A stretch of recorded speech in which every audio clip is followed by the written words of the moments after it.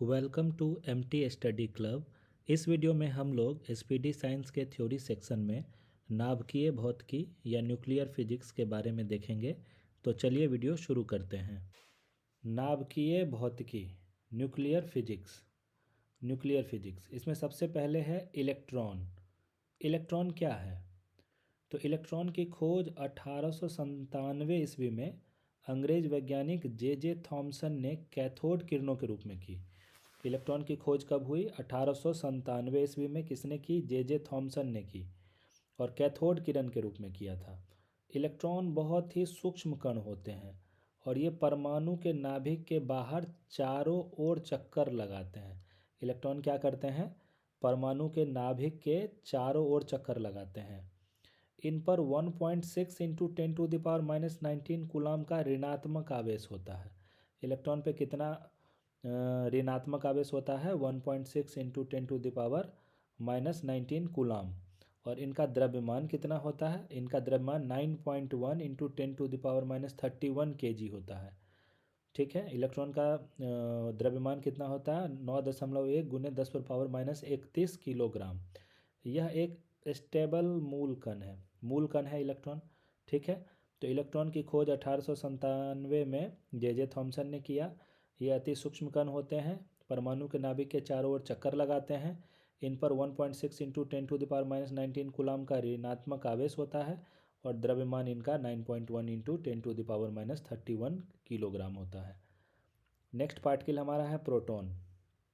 Proton का खोज जो है गोल्डस्टीन ने किया था 1896 में, और ये नाइट्रोजन के नाभिक पर अल्फा कण का प्रहार करके प्रोटॉन का खोज किया था। ठीक है, गोल्डस्टीन ने 1896 में प्रोटॉन का खोज किया। प्रोटॉन का द्रव्यमान 1.67239 इंटू 10⁻⁻27 किलोग्राम होता है। कितना होता है? 1.67239 इंटू 10⁻⁻27 किलोग्राम। इसका आवेश जो होता है 1.6 इंटू 10⁻⁻19 कूलाम धनात्मक होता है। जितना इलेक्ट्रॉन का है उतना ही है, लेकिन ये पॉजिटिव में है, इलेक्ट्रॉन निगेटिव में है। ये बहुत छोटा कण है और इसका उपयोग कृत्रिम तत्वांतरण आर्टिफिशियल ट्रांसम्यूटेशन में होता है। ठीक है, तीसरा हमारा जो कण है वो है न्यूट्रॉन। न्यूट्रॉन क्या है? न्यूट्रॉन की खोज जो है जेम्स चैडविक ने की थी। ठीक है, और 1932 ईस्वी में बेरेलियम पर अल्फा कणों के प्रहार के द्वारा किया था। कैसे हुआ न्यूट्रॉन का खोज? बेरेलियम पर अल्फा कण के प्रहार से। और यह एक आवेश रहित, इसमें कोई आवेश नहीं है। प्रोटॉन और इलेक्ट्रॉन में तो चार्ज है, आवेश है, लेकिन इसमें कोई आवेश नहीं है।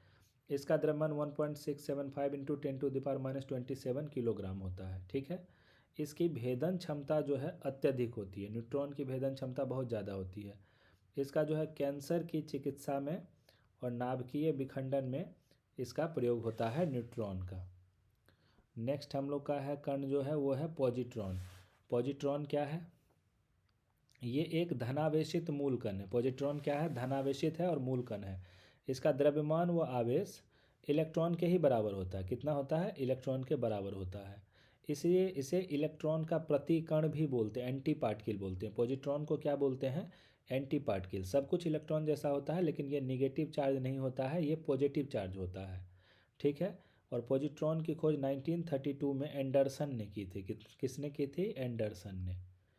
अगला पार्टिकल है हमारा न्यूट्रिनो। न्यूट्रिनो ये लगभग द्रव्यमान रहित होता है। ये भी द्रव्यमान रहित है।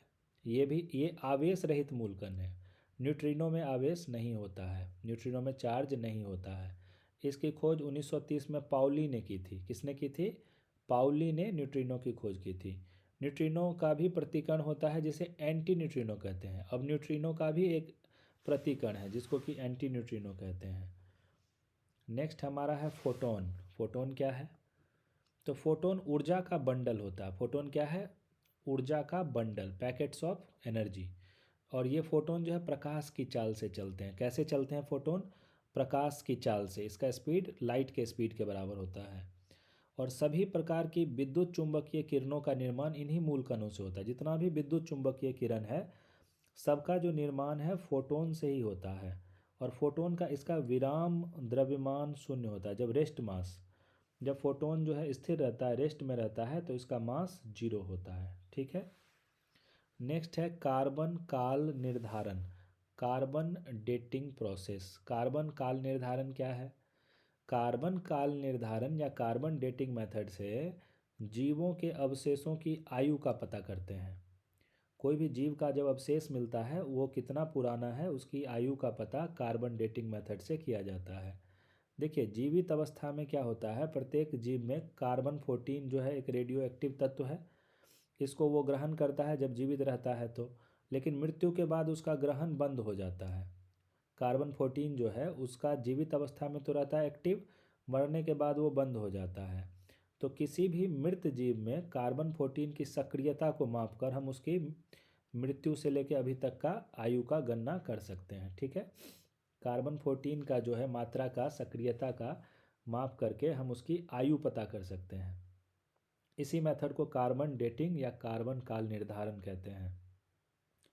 यूरेनियम काल निर्धारण क्या है? यूरेनियम काल निर्धारण तो जितने भी चट्टान या प्राचीन निर्जीव पदार्थ जो है इनका आयु जो है उनमें जो अगर रेडियो एक्टिव तत्व जैसे अगर यूरेनियम है तो उनके आयु से पता चल जाता है कि ये चट्टान कितना पुराना है। यूरेनियम काल निर्धारण की विधि द्वारा चंद्रमा से लाई गई चट्टानों की आयु पता की गई और उसकी आयु निकली अरब में 4.6 अरब वर्ष पाई गई, जो उतना ही है जितना पृथ्वी का है। तो यूरेनियम जो काल निर्धारण है इससे हम लोग चट्टानों का या निर्जीव पदार्थों का आयु पता करते हैं। नाभिकीय रिएक्टर क्या होता है? नाभिकीय रिएक्टर एक ऐसा युक्ति है जिसमें यूरेनियम 235 का नियंत्रित विखंडन कराया जाता है। क्या कराया जाता है? कंट्रोल, नियंत्रित विखंडन यूरेनियम 235 का। प्रथम नाभिकीय रिएक्टर वैज्ञानिक एनरिको फर्मी के निर्देशन में अमेरिका के शिकागो विश्वविद्यालय में सन 1942 में बनाया गया था। ठीक है, 1942 में एनरिको फर्मी के निर्देशन में पहला नाभिकीय रिएक्टर बनाया गया था। और नाभिकीय रिएक्टर में विखंडन की श्रृंखला अभिक्रिया को नियंत्रित के लिए कैडमियम या बोरोन की लंबी छड़ों का उपयोग किया जाता है। तो नाभिकीय रिएक्टर में श्रृंखला को अभिक्रिया को नियंत्रित रखने के लिए क्या प्रयोग होता है? कैडमियम या बोरोन की लंबी छड़। नेक्स्ट है हमारा नाभिकीय विखंडन। नाभिकीय विखंडन क्या होता है? नाभिकीय विखंडन के बारे में देख लेते हैं। इसको न्यूक्लियर फिजन बोलते हैं। नाभिकीय विखंडन तो कहता है कि जब यूरेनियम 235 पर मंद गति के न्यूट्रॉन की बमबारी की जाती है तो इसका भारी नाभिक विभक्त हो जाता है। जब यूरेनियम 235 पे हम लोग न्यूट्रॉन का बमबारी करते हैं तो उसका नाभिक विभक्त हो जाता है और बहुत अधिक ऊर्जा उत्सर्जित होता है। इसी अभिक्रिया को नाभिकीय विखंडन कहते हैं। ठीक है, जब यूरेनियम 235 पे मंद गति का न्यूट्रॉन से बमबारी करते हैं तो इसका नाभिक टूट जाता है और इससे बहुत ऊर्जा निकलती है। इसी को नाभिकीय विखंडन कहते हैं। परमाणु बम जो है ये अनियंत्रित नाभिकीय विखंडन अभिक्रिया पर ही आधारित है। परमाणु बम ऐसे ही बनता है। प्रथम परमाणु बम 1945 में बनाया गया था और इसका विस्फोट द्वितीय विश्व युद्ध में 6 अगस्त 1945 को जापान के हिरोशिमा और दूसरा जो है 9 अगस्त 1945 को नागासाकी पे किया गया था। परमाणु बम नाभिकीय विखंडन से बनाया गया था और पहला परमाणु बम का जो प्रयोग किया गया था द्वितीय विश्व युद्ध में किया गया था 6 अगस्त को 1945 को हिरोशिमा में और 9 अगस्त 1945 को नागासाकी पर। नेक्स्ट हमारा है नाभिकीय संलयन, न्यूक्लियर फ्यूज़न। तो जब दो या अधिक हल्के नाभिक संयुक्त होकर एक भारी नाभिक बनाते हैं तो भी बहुत ज़्यादा ऊर्जा विमुक्त होता है। इसको नाभिकीय संलयन बोलते हैं। जब टूटता है तो उसको नाभिकीय विखंडन बोलते हैं। जब दो या अधिक हल्के नाभिक जुड़ जाते हैं इससे भी बहुत ज़्यादा ऊर्जा निकलता है, इसको नाभिकीय संलयन कहते हैं। सूर्य से जो हमको प्रकाश और ऊर्जा मिलता है ये मुख्य रूप से नाभिकीय संलयन के द्वारा ही मिलता है। इसमें हाइड्रोजन बम नाभिकीय संलयन की प्रक्रिया पर आधारित है और हाइड्रोजन बम 1952 ईस्वी में सबसे पहले बनाया गया था। ठीक है, तो नाभिकीय संलयन पर हाइड्रोजन बम बनाया जाता है। तो दोस्तों इस वीडियो में इतना ही है। आपको यह वीडियो कैसा लगा? अगर आपको यह अच्छा लगा हो तो वीडियो को लाइक कीजिए, शेयर कीजिए, चैनल को ज़रूर सब्सक्राइब कीजिए। मिलते हैं अगले वीडियो में अगले चैप्टर की थ्योरी के साथ। तब तक के लिए जय हिंद।